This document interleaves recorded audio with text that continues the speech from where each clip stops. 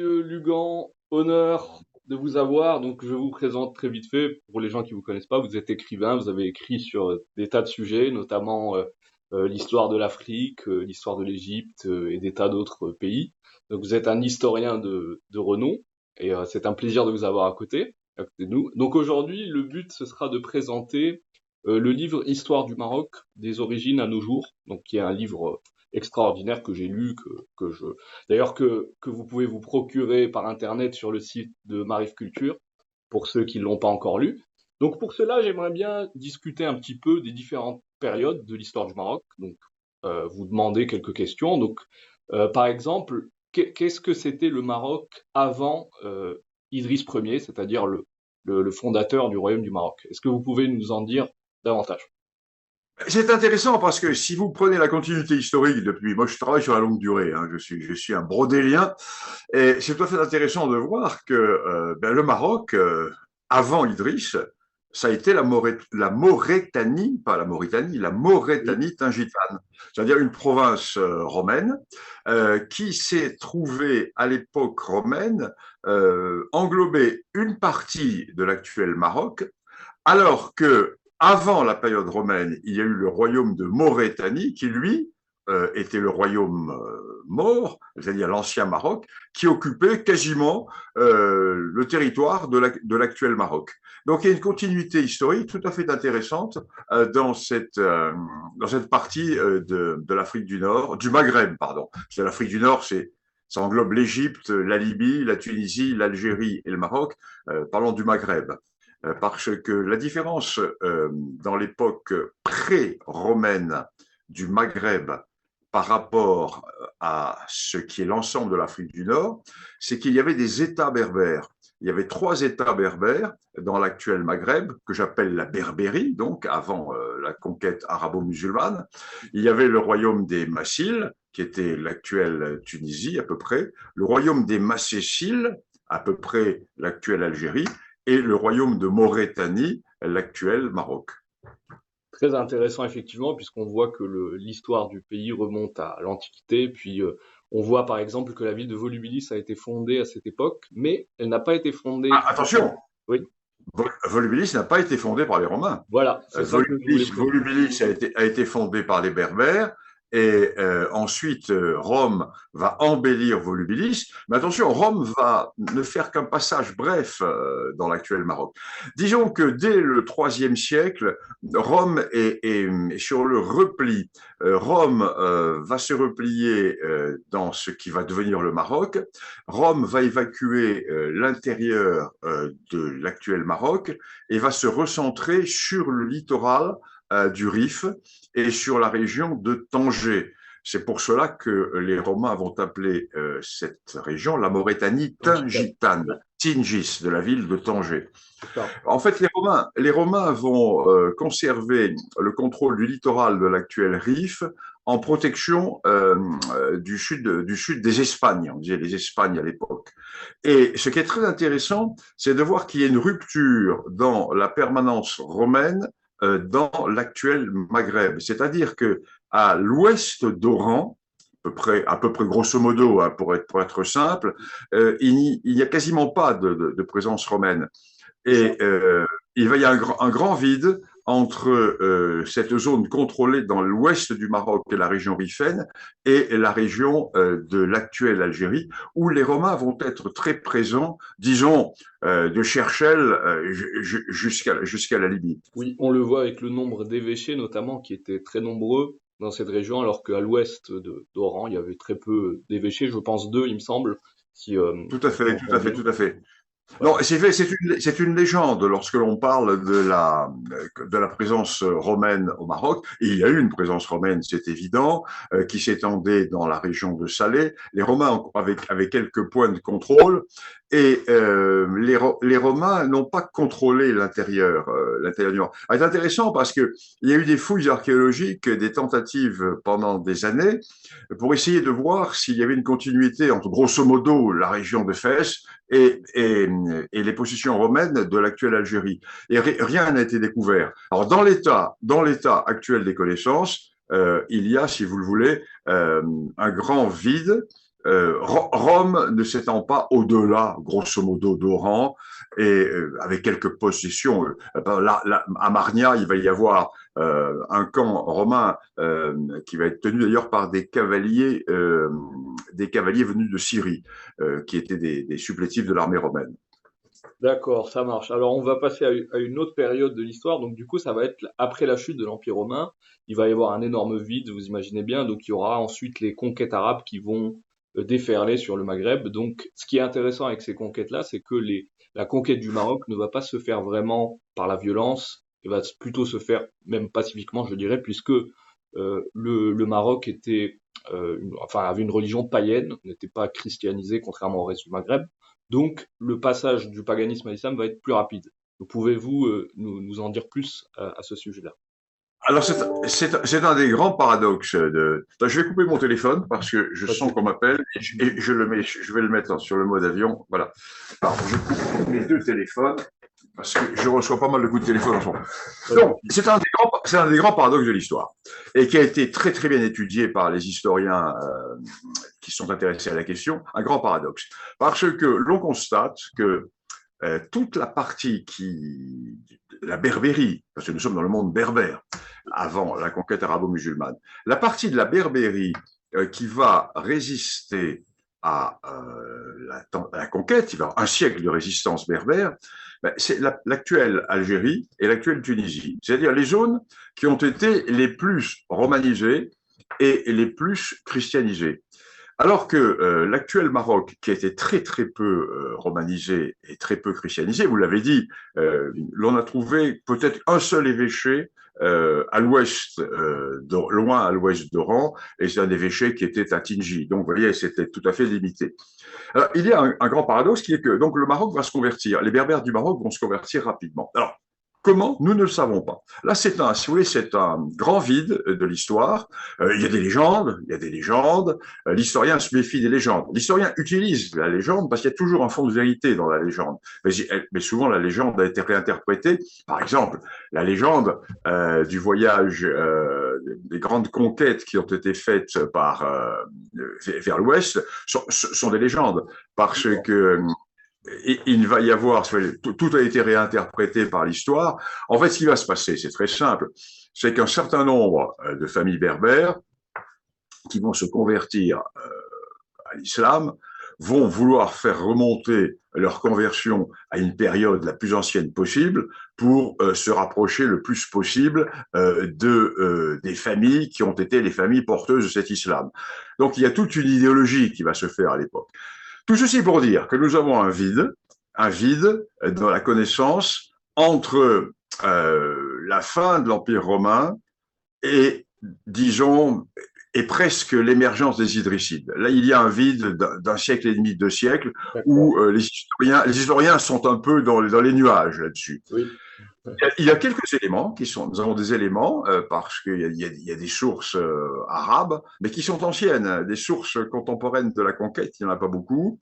Nous avons des sources indirectes, mais ensuite, c'est un vide qui va s'imposer D'accord. jusqu'au moment où, véritablement, nous allons commencer à voir arriver de nouvelles familles, de nouvelles dynasties et une nouvelle histoire. Ça marche. Alors pour vous, même par exemple, la conquête enfin, de l'Andalousie en 711 par Tariq ibn Ziyad, vous pensez qu'il y a aussi un vide de ce point de vue-là et que les historiens ne savent pas trop ce qui s'est passé, par exemple à la bataille de Ah, si, Guatalate?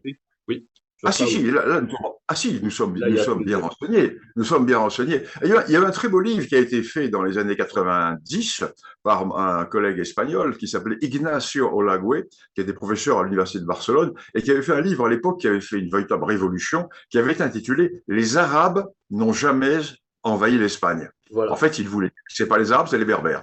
les Et il Berbères. avait raison. Il avait raison parce que la conquête des Espagnes ne s'est pas faite par les Arabes. Il y avait des chefs arabes, Voilà. mais ce sont les Berbères. Ce sont les Berbères du Rif, ce sont les tribus berbères du Rif qui, derrière Tariq, sont passés. Alors, que s'est-il passé? Il faut bien voir. Le détroit de Gibraltar n'était pas une rupture. De part et d'autre du détroit de Gibraltar, il y a toujours eu des contacts très importants. L'archéologie le montre, la génétique le montre, etc. Or, il s'est passé que, avec la conquête visigothique Espagne, Oui. il y a eu des liens qui se sont faits entre le nord et le sud, entre l'Europe et l'actuel Maroc. Et il y a eu une querelle dynastique de Ouais. succession au sein du, Roderick. au sein du absolument. Et l'un des partisans, l'un des compétiteurs, a demandé à ses relations, à ses amis, à ses associés, je ne sais pas, du Sud, c'est-à-dire Tariq et les Berbères, de venir l'aider. Donc il y a eu, si vous voulez, une opération visigothique berbère qui a fait que ce débarquement s'est produit et ensuite la conquête s'est faite parce que l'armée visigothique a été battue, mais elle a été battue par une coalition de berbères musulmans avec quelques chefs arabes, très peu de Oui. contingents arabes, Moussa ibn Nusayr, et, notamment. Oui. et les Arabes vont arriver après, hein. Ils Oui. vont arriver après d'une manière beaucoup plus importante. D'ailleurs, c'est intéressant de voir que les études génétiques qui ont été faites en Espagne, notamment dans la région de Saragosse, etc., où l'émirat de Saragosse était un émirat berbère, berbère marocain. Et les études génétiques qui ont été faites dans la région montrent véritablement une présence génétique importante des berbères. D'accord. C'est Oui. pour ça que c'est très intéressant de lire cette thèse, si certains de vos éditeurs ont l'occasion. Ignacio Olagüe, les Arabes n'ont jamais envahi l'Espagne. Très intéressant, effectivement. Et puis, on lit aussi que il y avait notamment un certain comte Julien qui a aidé le débarquement des Berbères vers la péninsule ibérique et qui a enfin, permis du coup la défaite et puis l'établissement d'Al-Andalus. Même s'il va y Alors, avoir, on oui, mais on ne sait pas qui était Julien. voilà, On ne sait pas si Julien était un Byzantin. Si Julien, parce que l'Empire de Byzance va essayer de reprendre une partie de la Berbérie, va reprendre ce qui est l'actuelle Tunisie et jusqu'à Constantine, ne viendra pas jusqu'au Maroc, sauf Tanger, sauf Tanger. Alors on ne sait pas si Julien était un officier byzantin ou si Julien était un berbère qui avait été revêtu du commandement impérial par les Byzantins. Là-dessus, l'on n'a pas de certitude. d'accord, c'est très intéressant. Donc, on va passer vers l'autre phase. Donc, on va aller un peu vite là. C'est les grandes révoltes berbères. Est-ce que vous pouvez nous en dire quelque chose très vite? Alors c'est très intéressant, parce que là nous sommes très vite, oui et non. Les Berbères vont se convertir du Maroc actuel, vont se convertir immédiatement à l'islam sans jamais résister, du moins dans l'état actuel des connaissances, dans ce que nous savons, à la différence de ce qui va se passer. Ceux qui vont résister le plus longtemps, ce sont les Berbères des Aurès, les Chaouia, les Berbères des Kabylie et de Tunisie, qui vont résister pendant un siècle. Dans l'actuel Maroc, non. Mais ce qui est très intéressant, c'est que les Berbères marocains qui se convertissent à l'islam vont très tôt se révolter, non pas contre l'islam, mais contre les Arabes. Et la révolte berbère qui va avoir lieu dès le 8e, et il y aura plusieurs révoltes berbères, vont être des révoltes qui vont se faire au nom de l'islam contre les Arabes. Alors, je m'explique. Il va y avoir, si vous le voulez, une conversion tellement rapide dans l'actuel Maroc que les revenus du califat oriental vont être faibles, parce que les revenus sont faits sur l'imposition qui est faite aux dhimmis, à ceux qui ne se convertissent pas à l'islam et qui paient les taxes qui assurent leur permanence et leur survie en échange d'un impôt. Or, comme la totalité de la population berbère s'est convertie à l'islam, les gouverneurs venus d'Orient ne peuvent pas lever l'impôt, puisqu'on ne peut pas lever l'impôt sur des gens qui ne sont pas des dhimmis, mais qui sont des convertis. Donc, le gouverneur oriental va décider de considérer les Berbères comme des semi-dhimmis. Et les Berbères vont se soulever en disant nous ne sommes pas des dhimmis, puisque nous sommes convertis à l'islam, il n'est pas normal de nous appliquer cet impôt. Donc, ça va être la première révolte. Et cette révolte va se faire au nom d'une hérésie de l'islam, qui va être le kharidjisme. Le kharidjisme qui, à l'époque, refuse que la dévolution du califat soit faite dans la famille du prophète.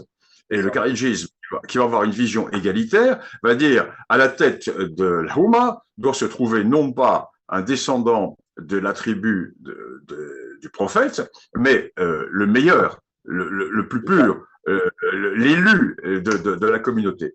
Donc, pour le califat, c'est mortel, parce que c'est toute sa légitimité qui est mise en cause. Donc, révolte.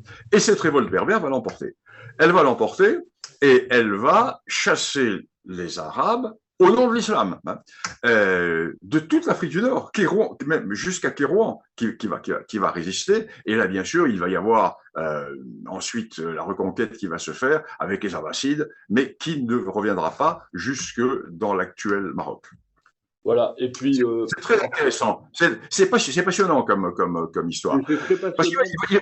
il Oui. va y avoir également, si vous voulez, un certain nombre de Berbères qui vont essayer de jouer avec l'islam pour échapper à l'arabisation. Par exemple, les Bergouata. Le royaume des Bergouata, c'est très très intéressant ce qui s'est passé avec les Bergouata. Les Bergouata, si vous voulez, c'était le Rarb, les Doukhala, toute cette région de l'ouest, hein, de l'ouest atlantique marocain.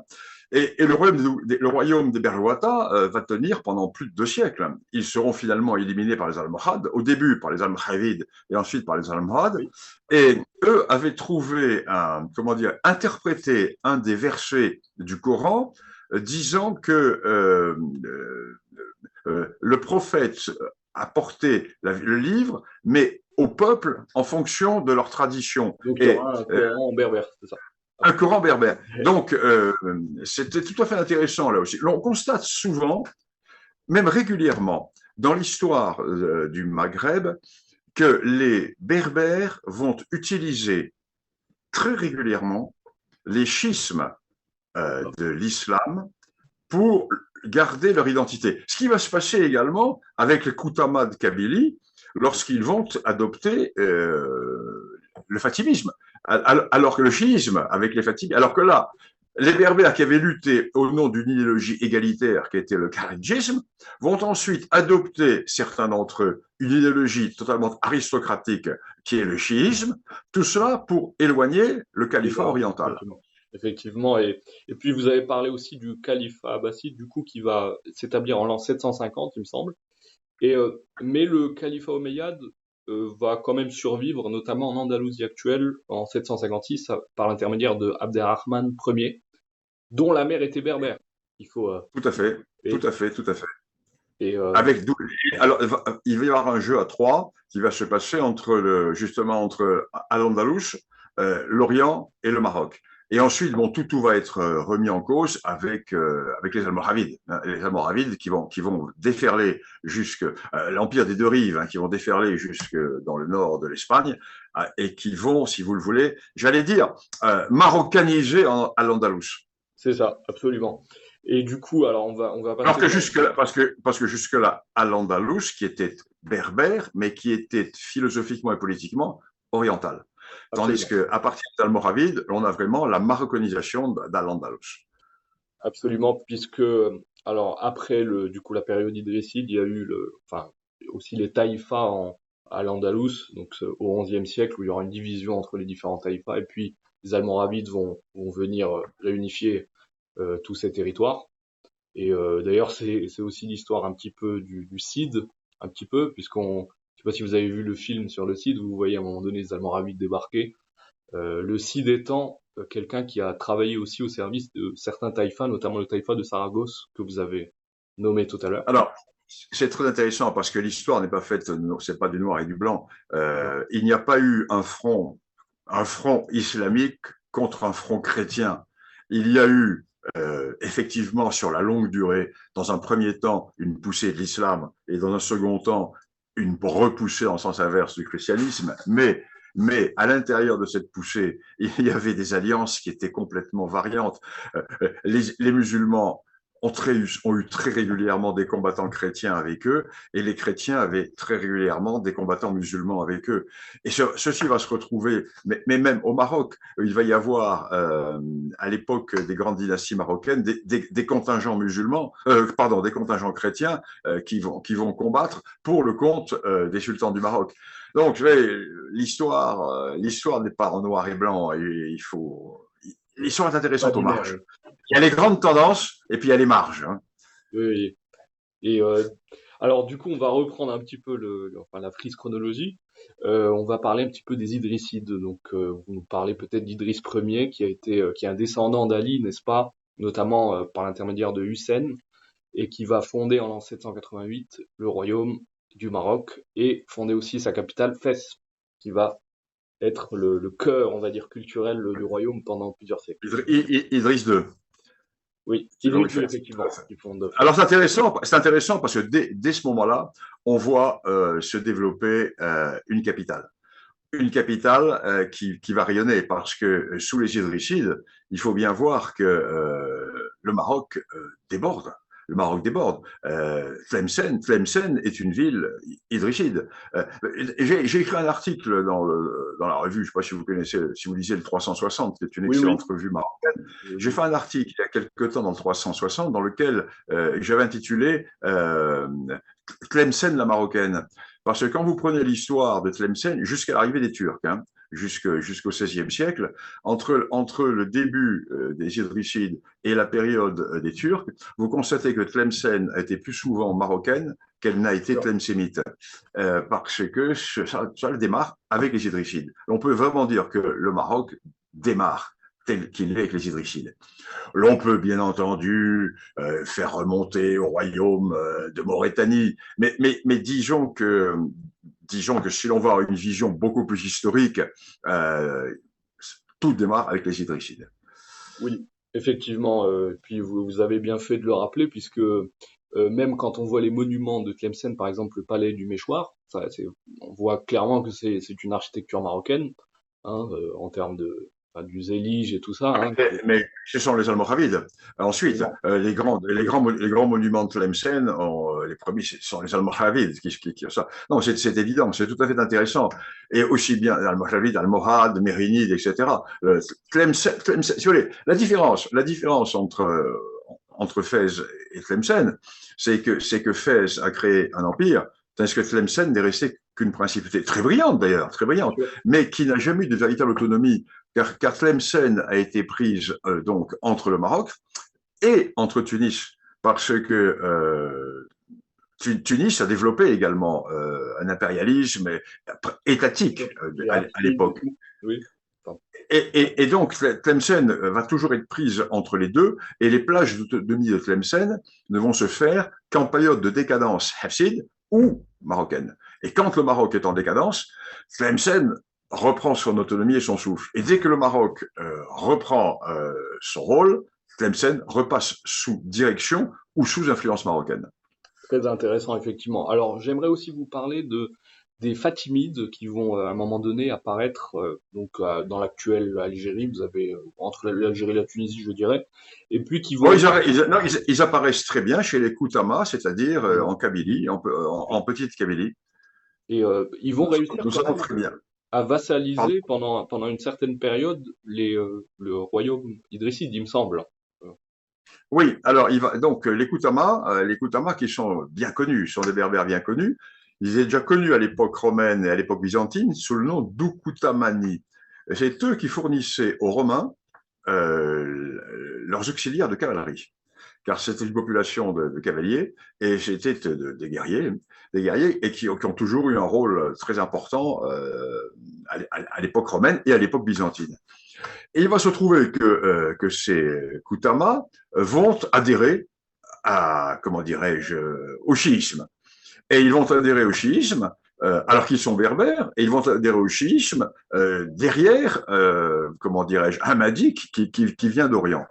Et ils vont déferler sur la partie du Maghreb central et ils vont effectivement combattre les Idrissides. Alors là, nous entrons dans une période excessivement confuse, excessivement complexe et très peu connue de l'histoire. Car nous sommes bien renseignés sur toute la partie fatimide du Maghreb central et oriental, Oui. mais ce qui se passe dans l'actuel Maroc est excessivement confus parce que le Maroc va éclater en un nombre important de principautés. Il y aura les Bergouata, bien sûr, qui vont être parmi les plus importants. Et là, c'est vraiment une période obscure de l'histoire.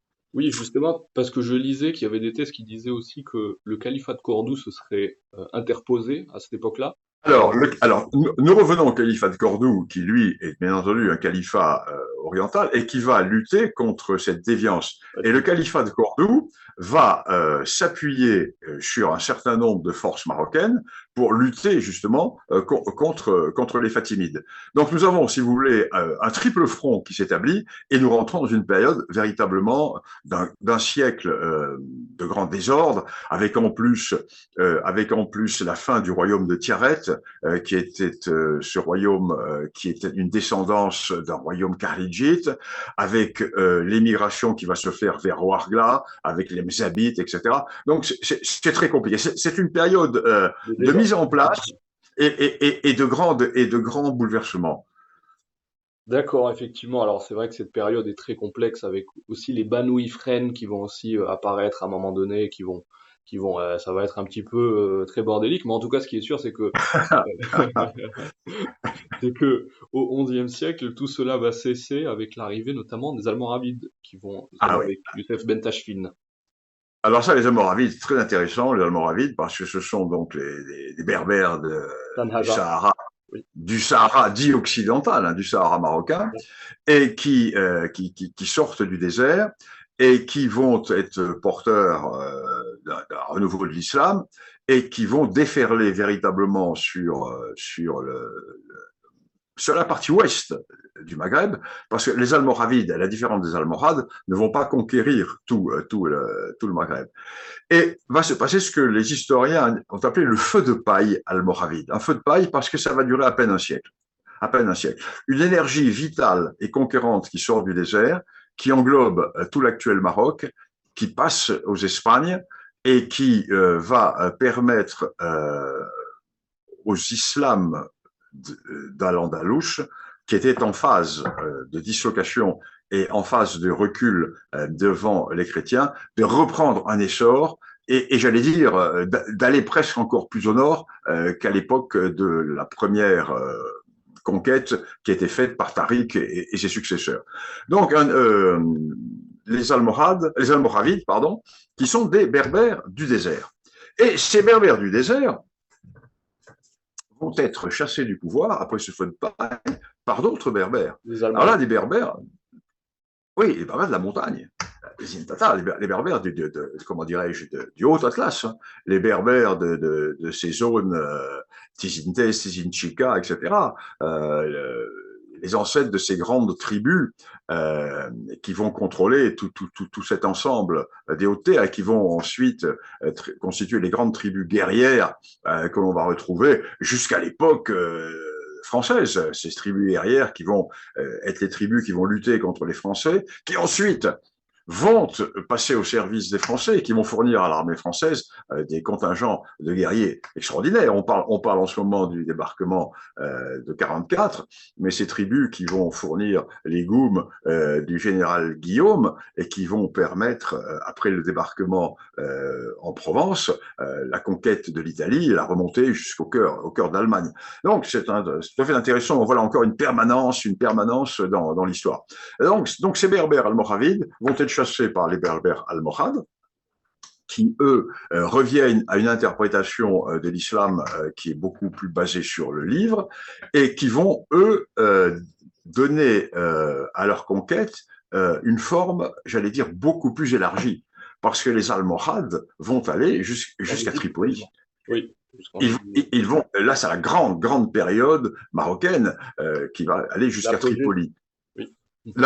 Oui, je ne dirais pas l'apogée, parce que pour moi, l'apogée de la face marocaine va plutôt se faire à l'époque de la conquête de Tombouctou, un peu plus tard. On verra, parce que le Maroc, à ce moment-là, va repartir sur des bases plus africaines et va partir sur une autre définition. Comment dirais-je, Al-Andalus sera terminé et il va y avoir, si vous voulez, une redéfinition géopolitique. Pour moi, ça serait une période vraiment intéressante, hein, cette période. Disons après les Almohades, des Mérinides jusqu'aux Alaouites. D'accord. C'est intéressant d'avoir cette perspective parce que moi j'avais en tête surtout que enfin la période almohade qui pour moi était vraiment la période la plus glorieuse, je dirais, puisque notamment on le voit aussi au niveau des monuments. On Oui, trouve des monuments extraordinaires. l'architecture, non, l'architecture almohade, tout, non seulement l'architecture, mais l'organisation territoriale, etc. Non, mais si vous voulez, le problème du Maroc, pas le problème, la réalité du Maroc, c'est un vieil empire. Donc c'est un empire qui naît sous les Idrissides. C'est un empire. Je dis souvent une image qui est très simple pour que les Européens comprennent. Parce qu'en Europe, on a du mal à comprendre un peu cette permanence. Je dis toujours en France, en France, en l'an 987, Capet. quand, quand est élu le premier roi de France, qui s'appelle Hugues Capet, ben, la monarchie marocaine a déjà presque 2 siècles d'existence. Donc, sur cette période plus que millénaire, il est bien évident qu'il y a des périodes de haut, des périodes de bas. Et il y a à chaque période des moments de décadence et des moments de renaissance. Et donc, il est difficile de dire telle période est une période plus extraordinaire que l'autre. Moi, je prends la globalité. Je prends la globalité avec effectivement des moments de lumière particulière, qu'on va retrouver avec les Almohades, avec les Mérinides, avec les grands sultans halawites, etc. Et je voulais dire aussi pour peut-être les voyageurs qui nous écoutent, qui aiment bien voyager, notamment au sud de l'Espagne, notamment dans la ville de Séville, il y a un magnifique monument qui s'appelle la Giralda, qui a été construit par les Almohades et qui ressemble beaucoup d'ailleurs à la tour Hassan à Rabat et aussi à la Koutoubia de Marrakech. Donc pour les fans d'architecture, ce serait intéressant de Oui, comprendre. quand vous étudiez ces 3 monuments, vous voyez véritablement le style imposé par les Almohades. Voilà.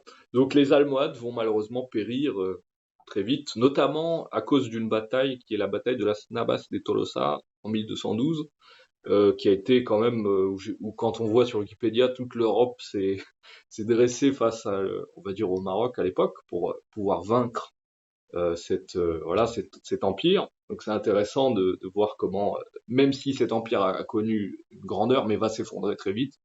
Et du coup, il va y avoir une période d'instabilité encore. La période des Taïfas va revenir en Andalousie. Et puis, les Mérinides. Donc cette nouvelle dynastie, je vais vous laisser la présenter, qui va apparaître. Les Bénimérides, qui sont des Berbères aussi, et les Bénimérides qui vont prendre le pouvoir et qui vont également développer alors toute une période d'une richesse exceptionnelle au point de vue architectural, au point de vue monumental. Alors la faiblesse des Mérinides, c'est leur petit nombre. Ils sont peu nombreux et ils n'ont pas la force démographique qu'avaient les autres dynasties qui les ont précédés. Et les Mérinides vont se trouver, bien entendu, pris dans le mouvement inverse à celui que nous avions mis en évidence avec la conquête vers le nord de l'islam dans les Espagnes à partir du 7e, 8e siècle. Et les Mérinides vont se retrouver avec un mouvement de recul et ils vont, bien entendu, descendre avec la marée descendante et le recentrage vers l'Afrique du Nord. Et les Mérinides vont se trouver, au bout d'un moment, face à des problèmes internes qui vont faire que, là encore, nous allons rentrer dans une autre phase de l'histoire du Maroc, c'est-à-dire, après une phase d'apogée, une phase de décadence, une phase de décadence qui va déboucher sur un certain nombre de désordres, sur l'arrivée d'une nouvelle dynastie, la fin des Mérinides, et là on va se retrouver véritablement dans une période qui va être une période d'incertitude pour le Maroc. Parce qu'on va voir à partir de ce moment-là apparaître à l'intérieur du Maroc des grandes zones de dissidence, des zones de dissidence qui vont être souvent d'ailleurs des zones de dissidence religieuse et berbère, et le Maroc va être dans une phase intermédiaire. D'accord, c'est intéressant. Et puis, c'est dans ce chaos-là un petit peu que les Saadiens vont réussir finalement à Ah, prendre le pouvoir au XVIe siècle. alors arrivent les Saadiens. Alors les Saadiens, c'est très intéressant, parce que pour l'africaniste que je suis, les Saadiens sont particulièrement intéressants parce que ils vont avoir une vision très africaine, les Saadiens. Euh, disons que Al-Andalus est perdu. Al-Andalus est perdu. Et jusque-là, le Maroc avait un rôle essentiel dans le monde occidental. Le Maroc était l'intermédiaire entre le Bilad al-Soudan, c'est-à-dire l'Afrique noire, et l'Europe. C'est-à-dire que les produits du Bilad al-Soudan transitaient par le Maroc, passaient le détroit de Gibraltar, traversaient à l'Andalous et ensuite se retrouvaient partout en Europe. Avec, avec la fin d'Al-Andalus et avec les grandes découvertes qui sont faites par les Portugais, on reviendra sur les Portugais tout à l'heure, cette route est coupée. Cette route est coupée, désormais, c'est la route maritime qui va l'emporter. Les Portugais vont faire le tour de l'Afrique, etc. Et donc, nous nous trouvons avec cette nouvelle dynastie qui va essayer de vouloir refaire la richesse du Maroc. Et pour refaire la richesse du Maroc, va se lancer dans la conquête du Soudan, dans la conquête de Tombouctou. Et ça va être l'extraordinaire expédition de Tombouctou. Pardon? Vers le Songhai, l'empire de Songhai. Vers l'empire du Songhai, parce que les Marocains vont considérer que si l'or du Soudan n'arrive plus au Maroc, c'est parce que l'empereur du Songhai ne veut plus commercer avec le Maroc. Enfin, c'est pas du tout ça ce qui s'est passé. Ce qui s'est passé, c'est que les Portugais se sont installés sur le littoral atlantique, et s'étant installés sur le littoral atlantique du golfe de Guinée, il était beaucoup plus facile d'exporter vers le sud l'or du Soudan que vers le nord. Pourquoi? Parce que l'or n'était pas produit au Soudan, il était produit dans la forêt, dans grosso modo l'actuelle Guinée, etc. Et la distance entre les mines d'or du Bourré était vers l'Atlantique était que de quelques centaines de kilomètres. Tandis que l'exportation vers le nord consistait à traverser la forêt, traverser le Sahel, traverser le Sahara, et puis arriver donc dans le détroit de Gibraltar, mais cette route avait été coupée par la Reconquista chrétienne et par la fin d'Al-Andalus. Donc, en fait, ce qui se passe, c'est que l'or du Soudan continue à être exporté, mais il aboutit sur l'Atlantique et sur les bateaux portugais. Donc, les Marocains font un faux calcul et ils s'imaginent qu'en conquérant le Soudan, ils vont rétablir les routes commerciales. Or, le Soudan va être conquis à une expédition extraordinaire. Imaginons une expédition à travers le Sahara à l'époque, avec 20 ou 30 000 chameaux, dromadaires, pardon, des dizaines de milliers d'hommes, etc. Et commandé par le Pacha Djouder, qui est un chrétien converti à l'islam. C'est ce qu'on appelle un renégat en Occident. Et donc, conquête du Songhai, mais il n'y a pas de rétablissement du commerce. Il y a quelques petites quantités d'or, tout simplement parce que l'or n'arrive même plus dans l'Empire Songhai. L'or n'arrive pas dans l'Empire Songhai puisqu'il part de la zone forestière pour aller vers l'Atlantique. Alors l'Empire Songhai s'effondre et le Maroc va constituer sur les décombres de l'Empire Songhai le Pachalik de Tombouctou. Le Pachalik de Tombouctou, c'est une magnifique histoire parce que le Pachalik de Tombouctou va être dirigé pendant plusieurs siècles par les descendants des conquérants marocains, que l'on va appeler... Alors, on en était... Bon, avançons. Disons que la dynastie, là, avec Al-Mansour, le dernier sultan saladin en 1603, et à partir de ce moment-là, ses successeurs vont entrer dans des conflits. Donc, après la mort d'Al-Mansour, donc en 1603, le Maroc rentre dans quasiment presque un siècle d'anarchie, avec lutte au sein de la famille régnante, etc., dissidence régionale, apparition de la confrérie de Dila, les Dilaïtes, etc. Et tout ceci va durer jusqu'au moment où les Alaouites vont rétablir l'ordre. Alors, les Alaouites viennent du Tafilalet, ce sont des Arabes, et les Alaouites arrivent au pouvoir avec Moulay Rachid en 1664. Alors, à partir de 1664, le Maroc rentre dans une autre dimension historique et dans une autre phase de son histoire. Donc, nous entrons maintenant avec la dynastie des Alaouites. C'est ça. Alors, avec la dynastie des Alaouites va apparaître un personnage très intéressant qui est le frère. C'est le frère de Moulay Rachid, qui est le grand Moulay Ismaël. Moulay Ismaël qui va régner de 1672 à 1727 et qui va être le contemporain de Louis XIV. Alors, c'est assez intéressant parce que pour l'histoire de deux pays qui sont très, très liés, que sont le Maroc et la France, vont avoir, à un moment de leur histoire, quasiment deux de leurs plus grands souverains qui vont régner en même temps. Et là va se passer une histoire assez étonnante, parce que l'on est passé à deux doigts d'une très grande alliance à l'époque.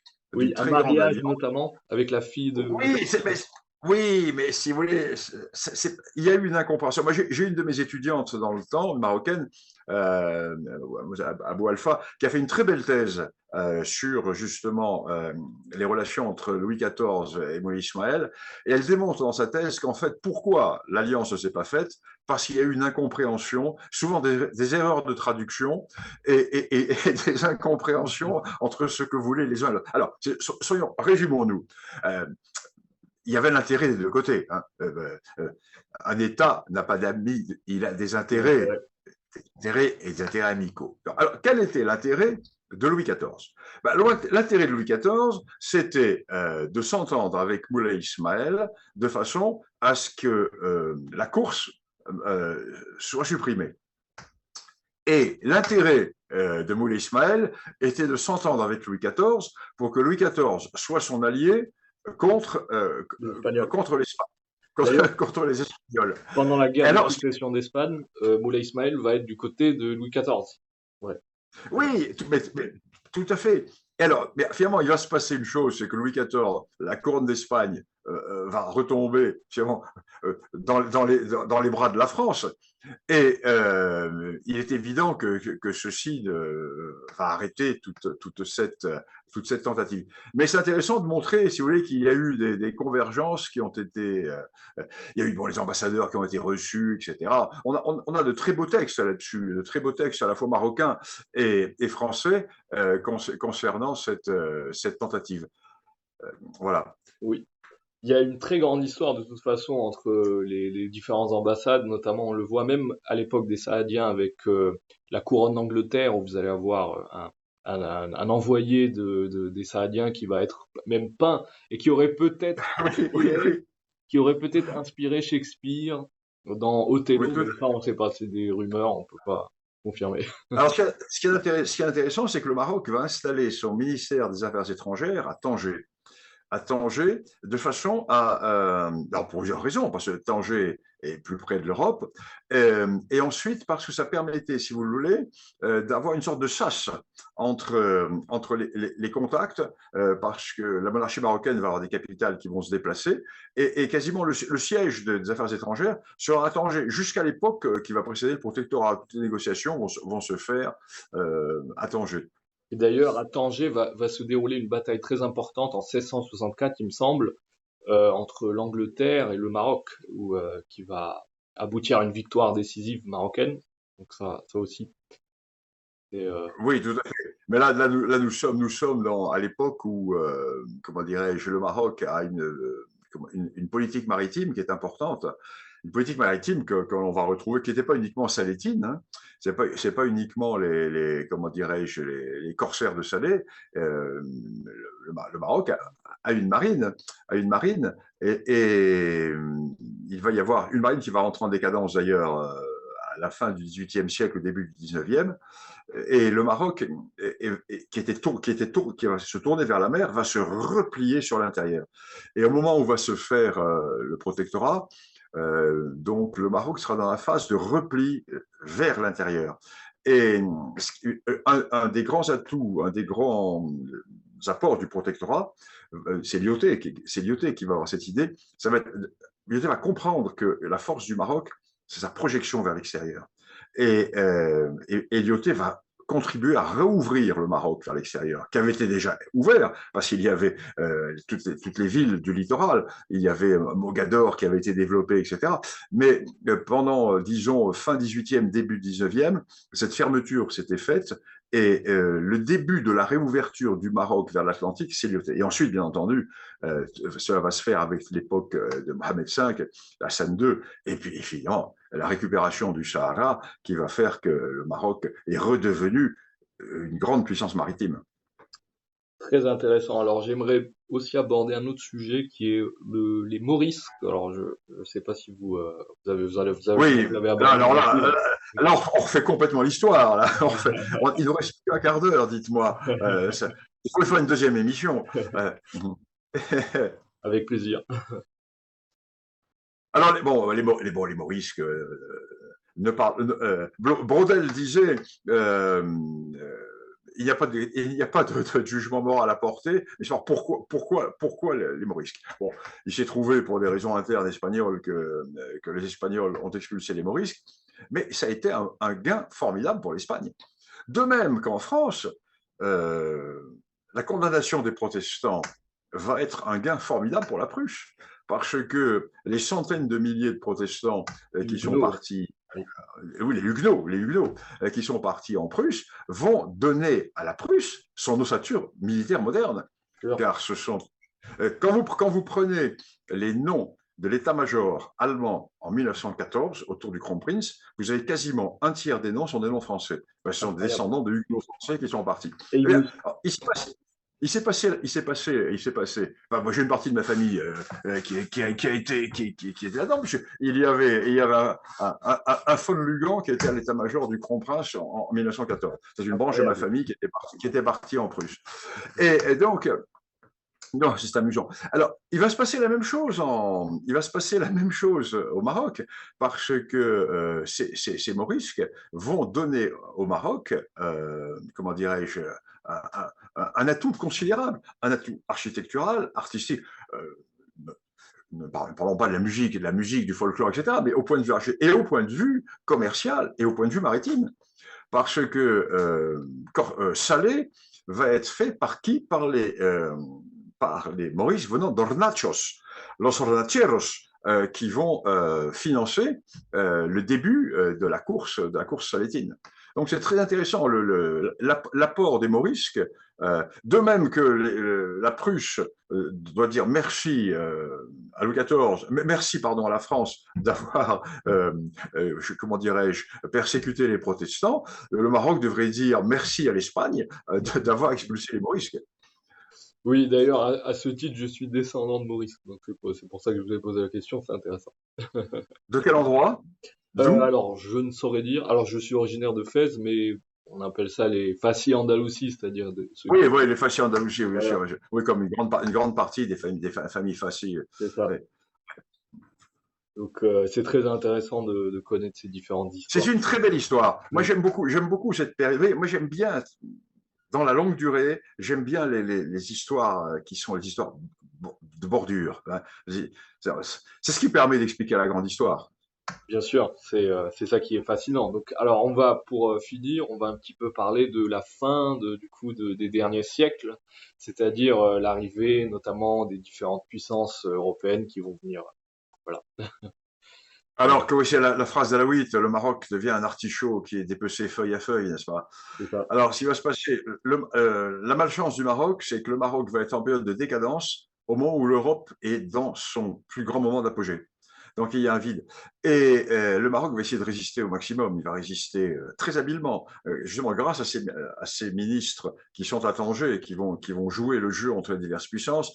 Le Maroc va jouer très habilement de l'opposition entre la France et l'Angleterre, entre l'Allemagne et la France, etc. Et puis finalement, bon, il va y avoir l'accord général qui va être fait de partage et le Maroc va... comment dirais-je, va passer sous contrôle européen. Mais, et là j'insiste beaucoup, et là vraiment j'insiste beaucoup là-dessus. Moi je suis vraiment un historien décomplexé. Hein. Moi, oui. Vous voyez ce que je veux dire. La chance du Maroc. C'est le maréchal Lyautey qui était. On voit son tableau derrière vous. Ah oui. Moi, ma famille a servi sous Lyautey. D'accord. Moi, je suis un grand Lyauteyen. J'ai des oncles qui sont morts à l'époque. Et c'était la chance du Maroc. Imaginons qu'à la place de Lyautey, la République française ait envoyé un civil, un préfet. Le Maroc aurait été massacré comme l'Algérie. Oui. Or, Lyautey arrive en disant « Je suis le premier serviteur du sultan. Je suis le premier serviteur du sultan. Je ne viens pas pour imposer la République. » Et il dit ensuite, deux phrases. « Ma priorité, c'est de ne pas algérianiser le Maroc. » Ça veut dire quoi? Ça veut dire ne pas jacobiniser le Maroc. ne pas transformer le Maroc en province française. Le Maroc a son génie, a sa civilisation, a son histoire. Il est dans une période de faiblesse. Mon rôle n'est pas de l'assujettir, mon rôle est de le faire redémarrer. Et comment le refaire redémarrer? En m'appuyant sur sa tradition, sur son histoire, sur ses autorités, sur son corps administratif, sur son sultan et sur sa religion. C'est lui qui va interdire aux chrétiens de rentrer dans les mosquées. C'est ça. Parce que il a vu en Algérie les fonctionnaires, les civils qui n'avaient aucun respect, des gens, des athées, des francs-maçons et des athées qui n'avaient aucun respect pour le sacré. Et Lyautey veut éviter cela, et pour éviter cela, il interdit l'entrée des mosquées aux non-musulmans. C'est encore, on ne parle pas assez de Lyautey au Maroc, mais je crois que les Marocains devraient. Le Maroc, l'avantage du Maroc par rapport à l'Algérie, c'est que le Maroc est un pays qui est fier de lui, qui est fier de son passé et qui ne marche pas les pieds en dedans. En Algérie, c'est différent. Ils vivent dans le ressentiment, dans les récriminations. Le Maroc est un pays suffisamment grand de son histoire pour pouvoir reconnaître qu'un homme comme Lyautey a fait du bien au Maroc. Bien sûr, mais de toute façon, il y a des rues au nom du maréchal Lyautey, il y a des lycées, etc. Donc c'est pas, ça prouve bien que. Alors ensuite, il va y avoir des successeurs de Lyautey qui vont faire le contraire de Lyautey. Voilà. Par exemple, Daher Berber, c'est le contraire de ce qu'avait fait Lyautey. Et heureusement, le sultan va résister. Et heureusement, la France va comprendre et va renvoyer un résident général qui est un ancien élève de Lyautey et qui lui va remettre les pendules à l'heure. Mais autrement, le Maroc est éclaté. Il y avait une tentative de faire éclater le Maroc de façon à pouvoir jacobiniser le Maroc. C'est ça. Et d'ailleurs, il me semble que le maréchal Lyautey était un descendant de Saint-Louis, si je ne me trompe pas.